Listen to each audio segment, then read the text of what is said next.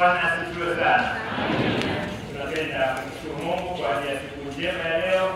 Tunapenda kuwashukuru walimu wa kwaya ya imani. Kwaya ya imani ni nzuri kweli. Tunapenda kuwashukuru ambayo tunaendelea nayo. Tunamshukuru Mungu kwa ajili ya utukufu wake. Basi naomba tutulie tuombe. Mungu Baba wa Bwana wetu Yesu Kristo, tuna kila sababu ya kusema asante kwa ajili ya wema wako na huruma zako. Asante kwa ajili ya upendo wako usiokuwa na mwisho. Asante kwa rehema. Mungu, kila wakati uko pamoja nasi, unatufundisha, unatuelekeza, unatushika mkono ili tuweze kuenenda sawasawa na mapenzi yako. Sema na watu wako leo, sema nasi leo, tuko tayari kukusikia. Kristo Yesu ndiye Bwana Mwokozi wetu. Amen. Ndugu zangu wapendwa katika imani, somo letu la mahubiri ni lile ambalo tayari tumeshalisikia kutoka Wagalatia sura ya 5 mstari wa 1 hadi wa 6. Nimesoma vizuri, sitarudia kuisoma.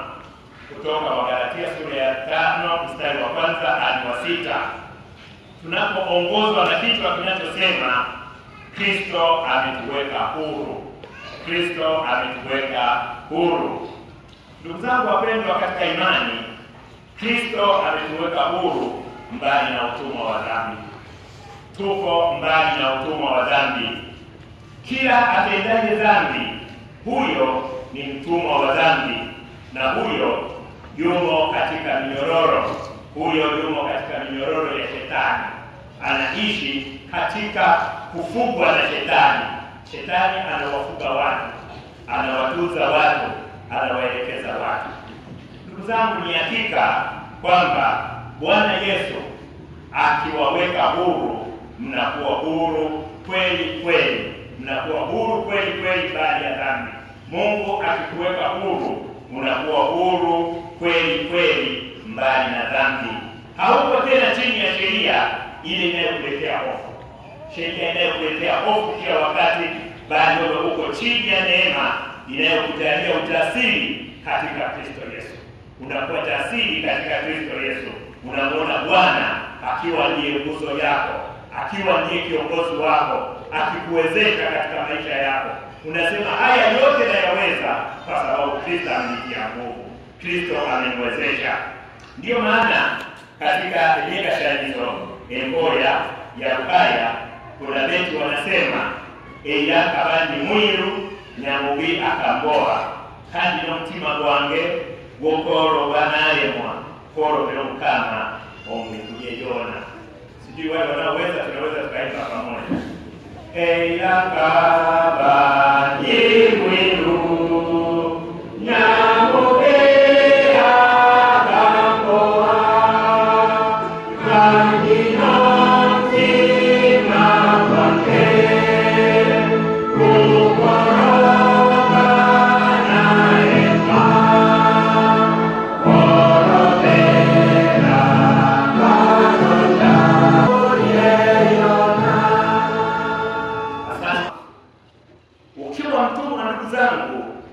unafungwa na tamaduni.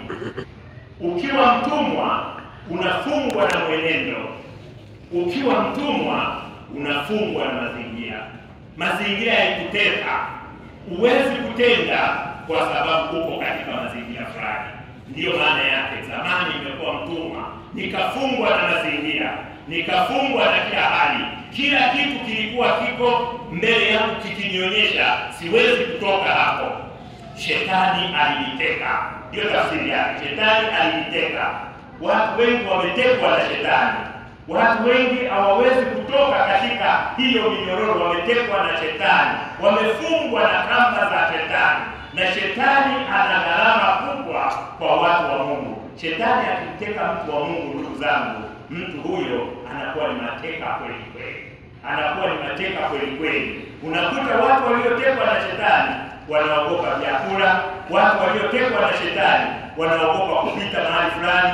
Watu waliotekwa na Shetani akikutana na mnyama anarudi nyumbani. Watu waliotekwa na Shetani akikutana na fulani, kwa sababu fulani wameshasema ukikutana naye ufanikiwi kitu, Omba wasikuwekee jina la kwamba wakikutana na wewe hawafanikiwi. Wakikutana na wewe waliotekwa na shetani wanarudi nyumbani. Ndugu zangu, watu ambao walitekwa shetani akawatesa. Ukitembea unakwenda unaangalia kila kitu, unaona kwamba wewe umetekwa. Lakini anaendelea katika ule wimbo, anasema nilikuwa mwoga rohoni. Nilikuwa mwoga rohoni. Hofu imewatawala watu waliotekwa na shetani. Ukitekwa na shetani, hofu inakutawala, hofu inakukabili, hofu inakufunga. Kila wakati unajiona kwamba wewe ndiye unayetenda maovu mbele za Mungu. Unakuwa mtu asiye mnyenyekevu kama tulivyoimba. Huwezi kumheshimu Mungu na amri zake huwezi kuzifuata. Huwezi kumheshimu Mungu na amri za Mungu huwezi kuzifuata. Ndugu zangu wapendwa, katikati ya hali hiyo ya woga, ya kutotimiza amri za Mungu, ya kushindwa kumheshimu Mungu, ndipo mwimbaji wa kumwabudu Mungu wetu anatuhimiza jinsi sisi tunavyopaswa kuwa huru katika Yesu Kristo. Kwani Yesu Kristo mwenyewe amekuja ili atuweke huru. Amekuja ili atutoe katika minyororo ya shetani, atutoe katika kamba za Mungu. Akaja Yesu kulikomboa. Yeye alipa mimi kuwa huru. Akaja Yesu kukukomboa, akakutoa katika ule woga, ile hofu, yale mashaka, ile wasiwasi uliokuwa nayo ikaisha. Ukaona kwamba wewe ni mtoto wa Mungu. Wandugu walipokombolewa na hiyo, wakaanza kukumbatiana, wakaanza kuhajiana, wakajua kabisa Mungu amewakomboa, Mungu amewatoa katika minyororo, Mungu amewashika, na Mungu ndiye anayewaongoza. Bwana Yesu asifiwe sana. Akaja Yesu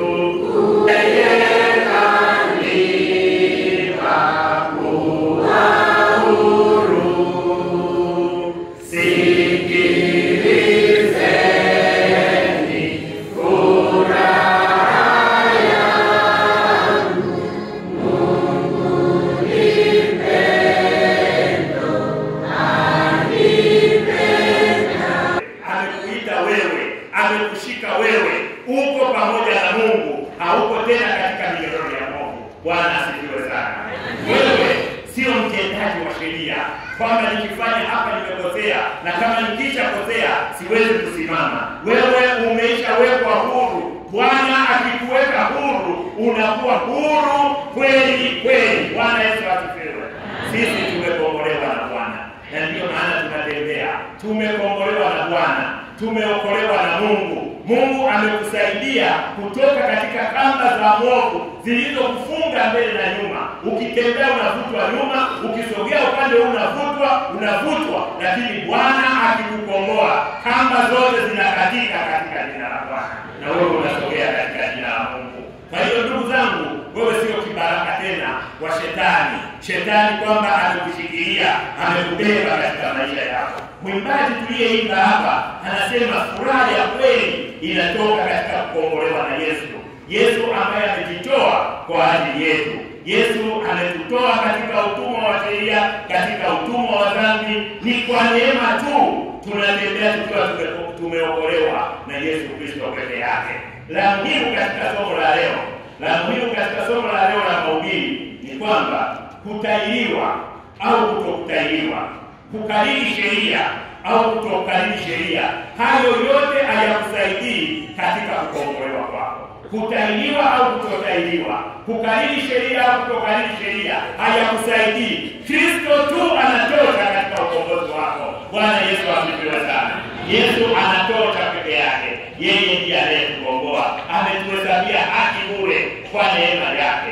Ni hakika Kristo ametuweka huru kwa ajili yake. Hivyo tuitegemee neema, na hiyo neema itujalie tumaini la kukombolewa na Mungu. Neema itujalie tumaini la kukombolewa na Mungu. Mashahidi wa Uganda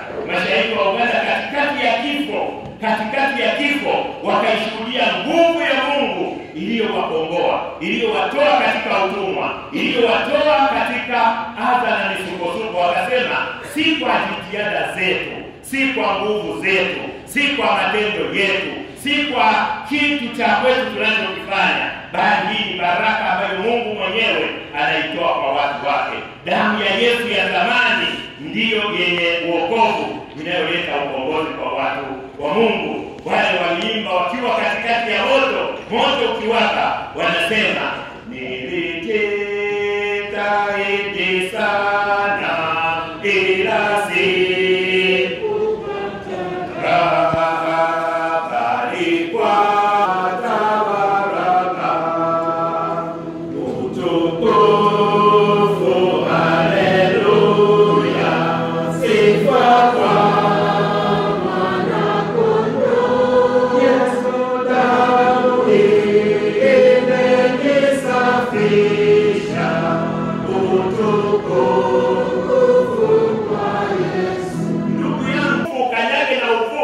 Mungu akutangulie katika maisha yako na yeye akuwezeshe katika njia yako. Haiwezekani ukaendelea kufungwa na shetani. Wewe unavuka utukufu, haleluya, sifa kwa mwana kondoo. Damu imekusafisha. Wimbo mkuu wa leo anatuambia deni la dhambi Yesu amelilipa na hilo limekwisha. Sitaogopa uchawi, sitaogopa maneno, sitaogopa roho mbaya, sitasema hayo yote yanafutwa kwa damu ya Yesu na mimi navuka katika. Wanasema unakwenda, wanasema unasogea kwa sababu umezama ndani ya Yesu. Bwana Yesu asifiwe. Ukiwa ndani ya Yesu, wewe unazidi kusogea mbele. Basi ndugu zangu, sisi tuliokombolewa tuwe nuru ya Kristo katika ulimwengu huu uliojaa mkanganyiko. Ulimwengu umejaa mkanganyiko. Muulize mwenzako aliyekaa naye, ndugu yangu, mkanganyiko vipi? Mkanganyiko vipi? Huenda unakaa na mtu yuko kwenye mkanganyiko. Ondoka kwenye mkanganyiko. Tukiwa katika dunia hii, watu wa Mungu wanadumu katika mkanganyiko, wanasikia neno la Mungu lakini linaingia linazame katika roho yako. Umekaa kwa muda mrefu, umehangaika. Watu wengi wamehangaika, watu wengi wameteseka. Mtu anaweza ukaona anakula kwenye sherehe, anakula vizuri, nyumbani anakula vizuri, lakini anazidi kukonda, anaicha kwa sababu ya mkanganyiko. Leo tunavuta mkanganyiko katika jina la Yesu. Yesu akaona huu umevuka kweli katika jina la Yesu. Ondoa mkanganyiko. Tusimame tukiwa nuru ya Yesu Kristo katika ulimwengu huu uliochanganyikiwa. Ulimwengu umechanganyikiwa. Ulimwengu hauko sawa sawa. Ulimwengu unayumba kama mtungu ulioko katika bahari au ziwa linaloyumba. Ulimwengu unayumba. Tutembee na Yesu bila kuyumba. Usiangalie kulia, usiangalie kushoto, usisikilize hayo, tembea mbele. Mungu atuwezeshe. Ndugu zangu, tupambane na udhalimu uliojaa pamoja na uonevu uliojaa katika ulimwengu huu. Watuki pamoja na uadui. Kazi yetu ndugu zangu iwe ni kuleta nuru pale palipojaa giza. Mtoto wa maskini ni vigumu kupata haki hata kama atakuwa amefaulu mtihani, hata kama atakuwa amechaguliwa katika shule nzuri, hawezi kupata nafasi au hawezi kuendelea. Sisi ni watu wa kuleta nuru. Katikati ya hayo tulete nuru. Msiba wasiye nacho huo hauheshimiki. Watu wanakuja wanampa kule, wanaondoka. Ndugu zangu, harusi ya maskini ni kama mkutano wa ujima wa chama cha ujima. Mungu atusaidie tuondoke katika mambo haya. Tusimame tukiwa nuru ya ulimwengu, hata kwa maskini, hata kwa tajiri. Mungu ametuweka huru, sote tu wamoja katika jina la Yesu. Bwana Yesu asifiwe sana. Ndugu zangu, turudishe furaha na amani. Tulete utulivu palipo na mkanganyiko. Watu wa Mungu, uwe na roho ya kuponya roho za watu, roho zilizokata tamaa na roho zinazorudi nyuma, roho ambazo hazisogei mbele. Wako watu unaona mtu alikuwa na furaha, alikuwa anaimba, alikuwa anafurahi, unaona anarudi nyuma, anaanza kuondoka katika njia. Wewe uliye nuru, mletee nuru mtu anayefanana hivyo, aondoke katika machozi, atembee na Yesu aliyemfufuka. Huyo Yesu aweze kuondoa. Ndugu zangu, haiwezekani tukaitwa Wakristo. Unaona Mkristo mwenzako ananyongonyea, anateseka, analia, unasema kwamba sisi tunatangaza ya Bwana. Sisi ni nuru. Nuru ya wapi? Nuru ilete nuru kwa watu walioko gizani, watoke gizani, watembee katika nuru ya Yesu.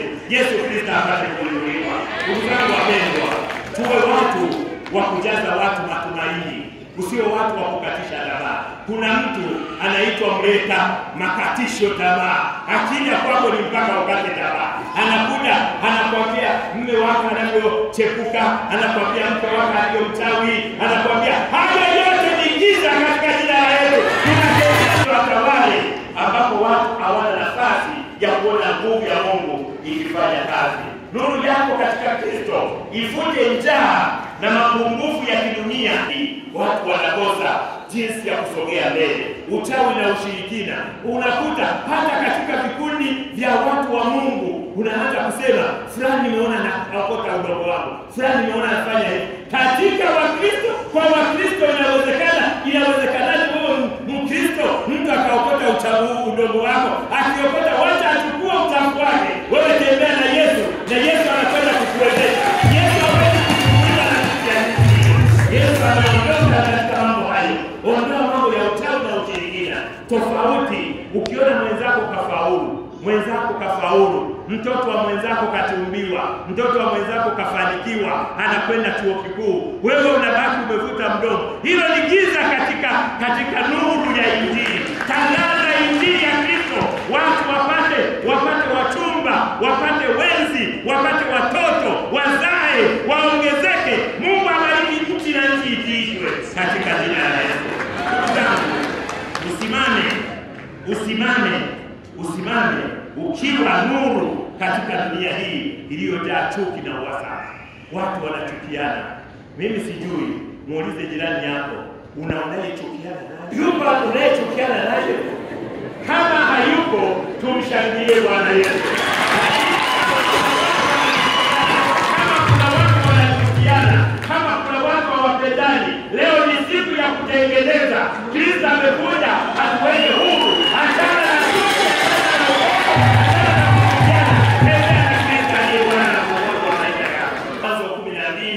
mstari wa 2 na 3. Mungu anatuuliza kwamba kadiri unavyojitolea kwa wengine ili wapate amani, nyumba ya wenzako ipate amani, nyumba ya wenzako watulie, uone wananawili, wanapendeza, ndivyo Mungu anavyoshughulika na mambo yako. Mungu ashughulike na mambo yetu katika jina la Yesu. Mungu awabariki watoto wako katika jina la Yesu. Mungu awabariki watoto wako katika jina la Yesu. Kazi yako ibarikiwe. Usimame na Mungu kila wakati, na Mungu akuwezeshe katika mambo yote tangu sasa na hata milele.